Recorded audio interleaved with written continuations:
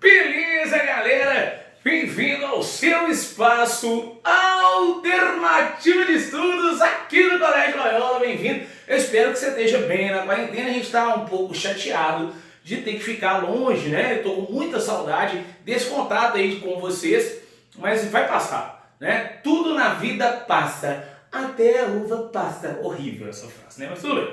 Galera, olha só. Hoje estamos começando a segunda etapa. O tema de hoje é geometria e a gente vai falar de um polígono que a gente já conhece muito, porque a gente já estuda demais, que são os triângulos, beleza? Sim, mas eu já estudei, por que vou estudar de novo? Muito bem, porque agora a gente vai fazer o estudo, o famoso estudo espiral, né? A gente retoma aquilo que a gente já aprendeu e amplia o nosso conhecimento, e é por isso que a gente vai falar de triângulo hoje, beleza? Então vem comigo aqui, ó. Vamos começar falando aqui dos conceitos básicos. Então, basicamente, essa primeira aulazinha aqui é para a gente retomar algumas coisas que a gente já sabe, mas que são muito importantes para a gente poder ampliar nosso conhecimento, beleza? Então vamos lá. Então tá aqui desenhado um triângulo aqui, né? A primeira coisa que a gente vai ter que lembrar é que triângulo é um polígono de 3 lados, obviamente, né? Tá aí o meu triângulo ABC. Normalmente a gente dá nome para o triângulo de acordo com o nome que foram dados para os seus vértices, né? Então, eu dei vértice A, B e C, que é o triângulo ABC. Felicidade fraterna no coração. Tranquilo. Bom, vamos lembrar aqui, né? Quais são os lados desse polígono? É cada um dos segmentos que compõe. Então, nesse caso aqui, ó, eu vou ter o lado AB, que é esse daqui, ó. Lado AB. Lembra que esse símbolo aqui, esse travessãozinho aqui, é o símbolo de segmento, né? Lembra também que os lados de um polígono são segmentos de reta. Então, eu vou colocar, né? Lado AB, aí eu tenho aqui o lado AC, e por último aqui eu tenho o lado BC. Felicidade fraterna, fácil ou muito fácil? Extraordinariamente fácil. A gente só está passando um pente fino, beleza? Porque a gente está andando um pouquinho mais rápido. Vamos mais, ó. Agora vamos falar dos ângulos internos. Beleza. Normalmente a gente dá nome para esses ângulos aqui, ó, usando a mesma letrinha do vértice. Então, quem são os ângulos internos desse triângulo? ABC. E uma observação bastante importante, que a gente já estudou agora, né, no estudo lá de polígonos. Uma observação bastante importante é que a gente já sabe que a soma dos ângulos internos de todo e qualquer triângulo é igual a 180 graus. Quando a gente ainda tinha aula presencial, eu demonstrei isso para você lá dentro da sala de aula, usando retas paralelas cortadas por uma transversal. Nossa, não tem problema. Para nós aqui, o importante é você lembrar que a soma dos ângulos internos de todo e qualquer triângulo é igual a 180 graus, como falava meu avô. Tudo bem? 180 graus. Lembre isso aí para mim, é muito importante. Legal. Então, quais são os ângulos internos aqui? Ó? O ângulo A, o ângulo B, eu já ia colocar soma, ó. O ângulo B e também o ângulo C. Felicidade fraterna. Gente, presta atenção agora nos ângulos externos do meu triângulo aqui, para a gente poder ser feliz, tá? O ângulo externo, obviamente, fica do lado de fora. A gente já conversou sobre ângulo externo lá na perspectiva de polígono. E como o triângulo também é polígono, tudo que a gente estudou lá vai continuar valendo aqui também, tá? Então, olha pra cá, ó. Aqui, ó, o ângulo externo C, o ângulo externo B e o ângulo externo A. Lembra, né? O conceito de ângulo externo. O que é ângulo externo? É aquele que fica do lado de fora? Sim. Ele fica do lado de fora, só que ele não fica de qualquer jeito, né? Ele tem que ficar do lado de fora, só que ele tem que ser adjacente e suplementar do interno. Adjacente é que fica do lado, tá?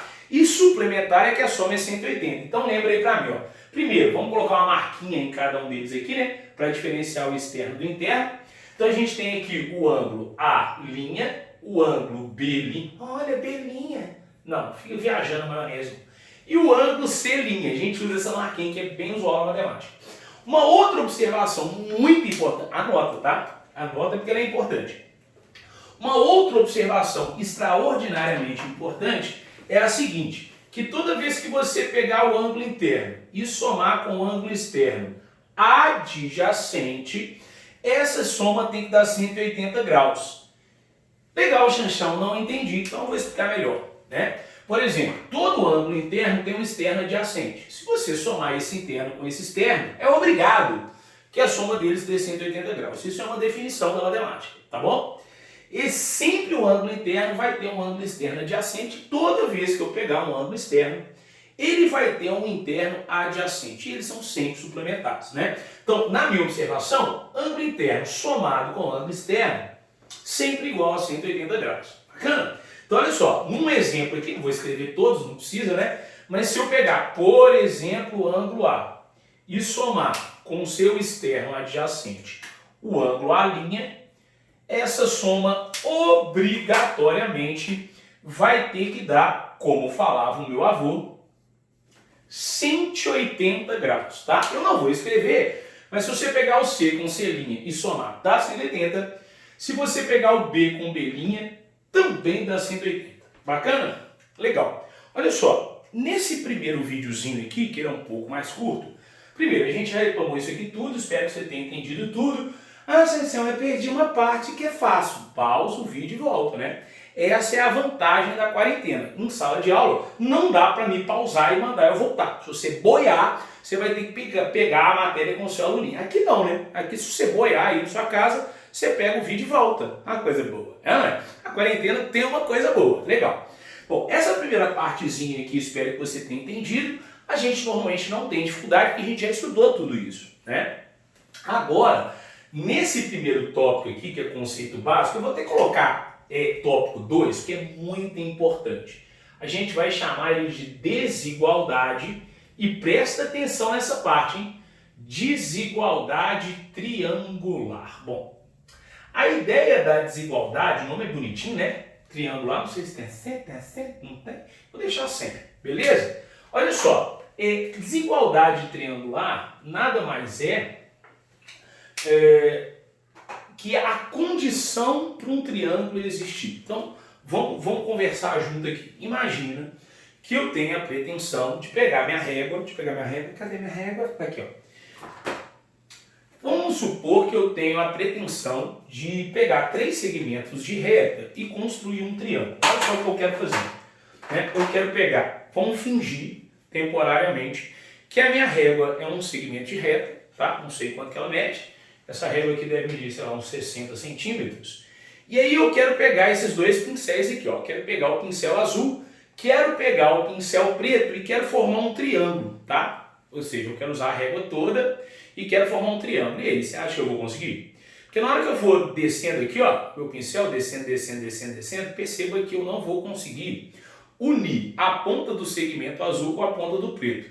Isso significa dizer que os matemáticos, já lá na antiguidade, começaram a pensar que não é quaisquer segmentos de reta, ou 3 segmentos de reta, que eu consigo formar um triângulo, né? Então, para você que não entendeu a minha mímica com a régua aqui, eu vou desenhar, caiu aí, seção, deixa cair, daqui a pouco eu pego. Ó, então o lance é o seguinte, era uma vez um segmento de reta aqui, ó, um segmento de reta AB, legalzão.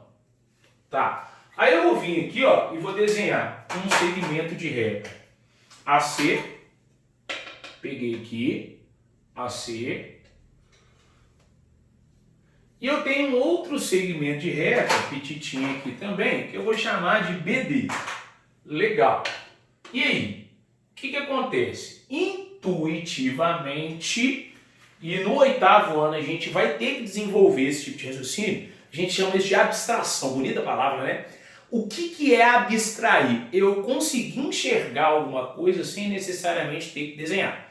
Então você vai agora exercer o seu poder de abstração. Você vai pensar junto comigo sem ter que desenhar, tá? Olha para cá. Imagina que esse segmento vermelho eu vou trazer para baixo. E eu vou trazer esse segmento roxo aqui para baixo também. A gente está conseguindo perceber que quando a gente faz esse movimento, a gente não vai conseguir fechar o triangulinho, né? Isso significa que esses 3 segmentos não conseguem formar um triângulo. Legal. E aí você deve estar então se perguntando, Xanxão, quando tá caindo tudo aí, ó. Quando que eu vou conseguir formar um triângulo? Bom, os matemáticos conseguiram, tá difícil aqui, hein? Tá difícil. Olha só, os matemáticos conseguiram provar uma coisa, nós não faremos, mesmo porque a gente está um pouco longe, né? Eu acho legal a gente fazer isso quando eu voltar. O que a gente vai fazer aqui? Ó? A gente vai acreditar que para um triângulo existir, um lado sempre tem que ser menor do que a soma dos outros dois e maior do que a diferença, não importando o sinal.